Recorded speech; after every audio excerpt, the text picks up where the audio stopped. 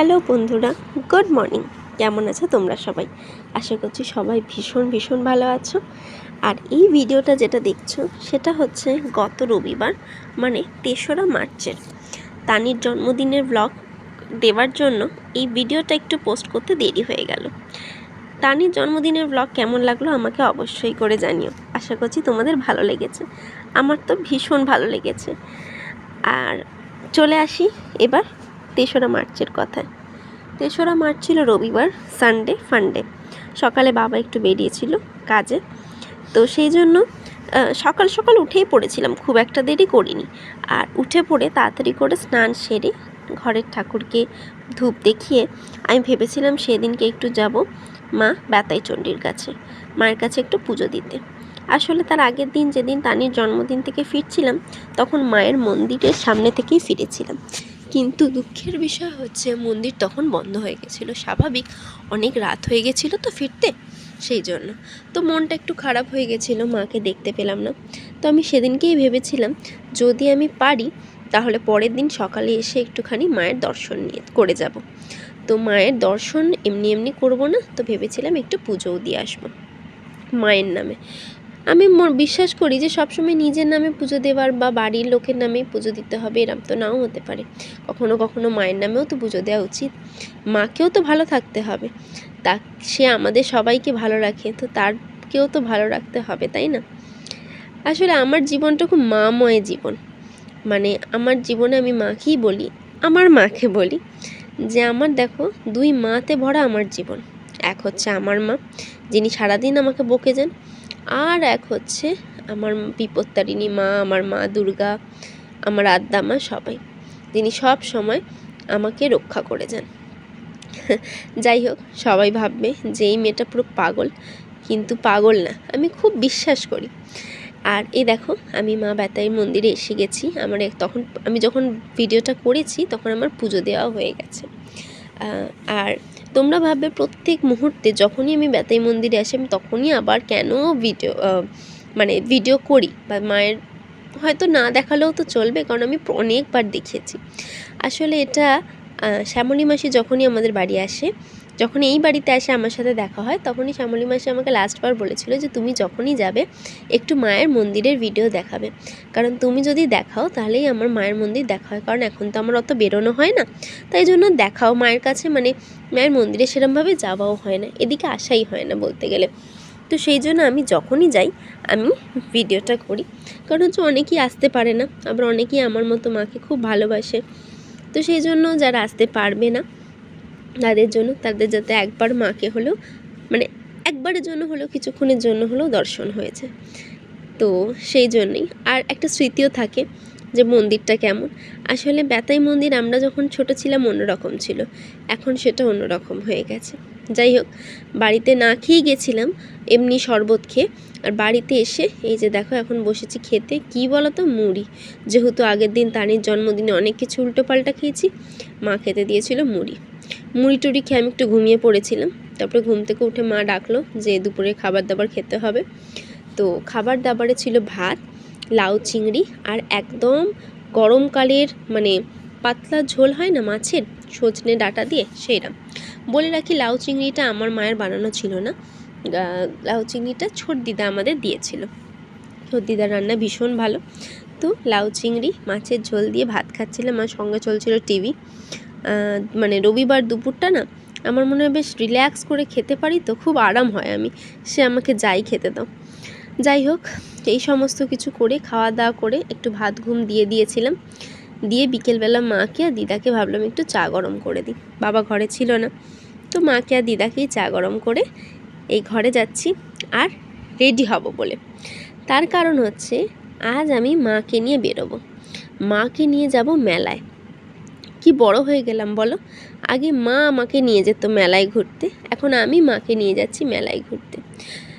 সময় সেই একদম জলের স্রোতের মতো বয়ে যায় না, সেরকম ব্যাপার। জানো, যখন ছোট ছিলাম তখন মেলায় যেতাম, আর মেলায় যাওয়ার একটা শর্ত থাকতো। ধরো আজ মা বললো আজ মেলায় যাব, শর্ত কি, এই পড়াটা আজকে আমার মুখস্থ করে দিতে হবে। সেটা হয়তো খুবই এখন বুঝতে পারি খুবই কম পড়া, আমার মা বাবা সেরকমভাবে কোনো দিনই ভীষণ স্ট্রিক্ট আমার ওপর ছিলেন না। সবসময় বন্ধু, মানে আমি মা বাবার জায়গায়, মা বাবার সাথে সাথে আমি বন্ধুকে পেয়েছি, তো সেই জন্য খুব একটা ভীষণ এখন বুঝতে পারি যে স্ট্রিক্ট মা বাবা আমার মা বাবা নয়। হ্যাঁ, তো মা হয়তো সকালে দিল, যে বলল যাতে যাবো এই পড়াটা তুমি তৈরি করে নেবে। এইবারে কি হতো যে সারাদিন এত নাচানাচি কোঁদোকুনি করতাম যে হয়তো মেলায় যাওয়ার আর 1 ঘন্টা কি 2 ঘন্টা আগে মনে পড়তো পড়াটাই তো হয়নি। তখন এবার সেই প্রাণপণ, না ঘুমিয়ে না জেগে না খেয়ে, মানে সেই প্রাণপণ পড়াটা যা হোক করে একটা উদ্ধার করা, যা হোক করে মাকে যদি একবার দিতে পারি, আর মা যদি একবার অ্যাপ্রুভ করে, হ্যাঁ, থামস আপ একবার দেখায়, ব্যাস, তাহলে আর রাখে কে?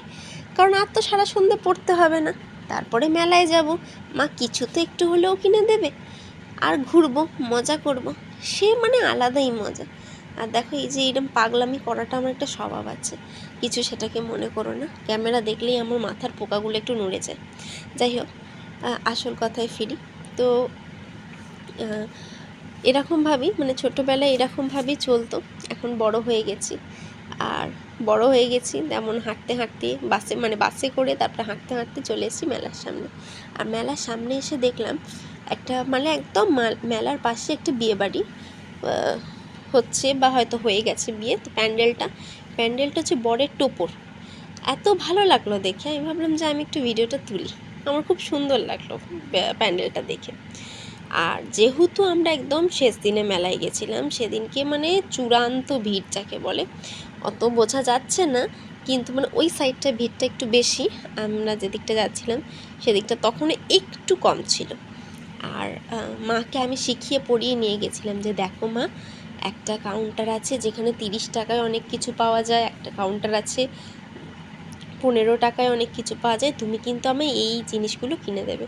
আমি দুবার মেলায় গিয়ে, দুবার মেলা থেকে আমি পুরো সংগ্রহ করে লিস্ট করে রেখে দিয়েছিলাম যে আমাকে মা কী কী কিনে দেবে।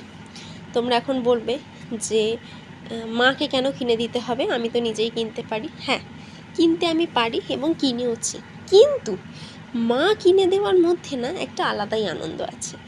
এই এখনও যখন মা কিছু দেয়, বা হয়তো বাবা কখনো কখনো আমাকে 10 টাকা দিল বা 20 টাকা দিল, যেটা কোনো কারণে, হ্যাঁ, এমনি হয়তো দিল, বা চকচকে নোট আছে, আমার খুব ভালো লাগে চকচকে নোট, তো বাবা আমাকে হয়তো হাতে দিল যে এই 10 টাকাটা চকচকে আছে, তুমি রাখো।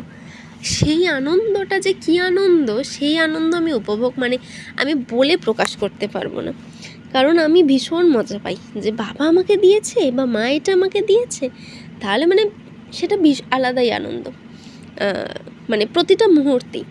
তো সেইটাই, আমি মাকে খুবই সামান্য কিছু কিনে দিতে বলেছিলাম, তো মা আমাকে সেটা কিনেও দিয়েছিল, কিন্তু সেটা দেখানো হয়নি, অবশ্যই আমি পরবর্তী ব্লগে দেখাবো।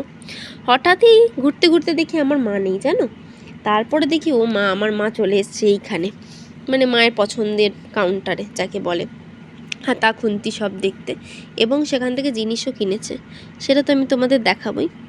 যাই হোক, তারপরে এসেছে ফুচকা ছাড়া মেলা ঘোরাটা ঠিক ইনকমপ্লিট, তাই না? তোমাদের কি মনে হয়? আমার তো এটা মনেই হয় ফুচকা ঠিক খেতেই হবে মেলায় এসে। আমি ফুচকা খাইনি, মানে মাই খেয়েছিল, সেখান থেকে আমি একটা বা দুটো টেস্ট করেছিলাম।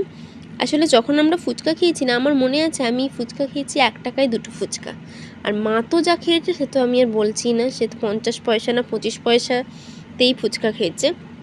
আর এখন এই মেলায় খেলাম 20 টাকায় 6টা, তো সেটা বড্ড গায়ে লাগে, মনে হয় 20 টাকায় 6টা ফুচকা, মানে জেনেই যে শরীরটা খারাপ হবে সেটা জেনে আবার খাওয়াটা ঠিক ভালো না, মানে আঙুর ফল টকের মতো ব্যাপার আর কি। ইচ্ছা আছে কিন্তু কি করব, 20 টাকায় 6টা ফুচকা, থাক, খাবো না, এরম একটা ব্যাপার। সে মা বললো, মাও এখন ঠিক বাইরের জিনিস খেলে মায়েরও শরীর খুব একটা ভালো থাকে না, তো মা বললো একটাই নি, দুজনে মিলে ভাগ করে খাবো।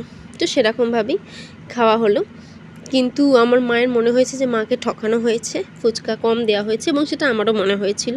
যাই হোক, সে আর মনে হলে কিছু করার নেই।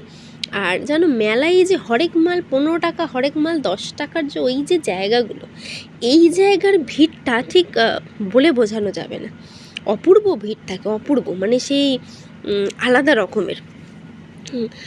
আমার মাও সেখানে একদম ছাড়েনি, আমার মাও চলে গেছিলো সেই ভিড়ের মধ্যে। একটা কি পছন্দও করেছিল, এই যে দেখো আমার মা খুব প্র্যাকটিস করছে, যেটা পছন্দ হয়েছে সেটা নিয়ে কিছু করার, কিন্তু মানে সে খুব দীর্ঘক্ষণ প্র্যাকটিস যাই হোক বলে। যাই হোক সেই সব জায়গায় ঘুরে টুরে এসছিলাম একটুখানি কিছু খাবার দাবার খেতে। আমার তখন একটু খিদে পাচ্ছিল, তো ভাবলাম মেলায় এসছি একদম কিছু খাবো না সেটা হয়, তো ওই যে আলু ভাজা হয়, এটা আলু ভাজাই বাবা, তোমরা যা ইচ্ছা যা বলো, কী বলে আমি তাও জানি না। আমার এই আলু ভাজাটা দেখে বেশ খেতে ইচ্ছা হচ্ছিল, কারণ বেশ ক্রিস্পি ক্রিস্পি ভাজা। তো টাকা দিয়ে মানে গালে থাপ্পড় মেরে টাকা নেয় বলে না, সেরকম গালে থাপ্পড় মেরেই টাকাটা দিয়ে ওইটা খেলাম। আর নিয়েছিলাম গুড়ের জিলিপি। গুড়ের জিলিপি থাকবে আর আমি নেবো না, সেটা তো হতে পারে না, তোমরা জানোই। তো গুড়ের জিলিপি নিয়েছিলাম, আর নিয়েছিলাম সোডা কাউন্টার থেকে মায়ের আর আমার একটা করে সোডা। এই নিয়েই মেলা ঘোরা শেষ হয়েছিল, আর আমার গল্পটাও এখানেই শেষ হলো। দেখা হবে নতুন দিন নতুন ব্লগের সাথে। পরবর্তী ব্লগে থাকছে কি কি আমি কিনেছি মেলা থেকে, আর তানির জন্মদিন থেকে কি কি পেয়েছি সেইগুলো। তো চলো আজকের মতো টাটা, দেখা হবে নতুন দিন নতুন ব্লগের সাথে। টাটা।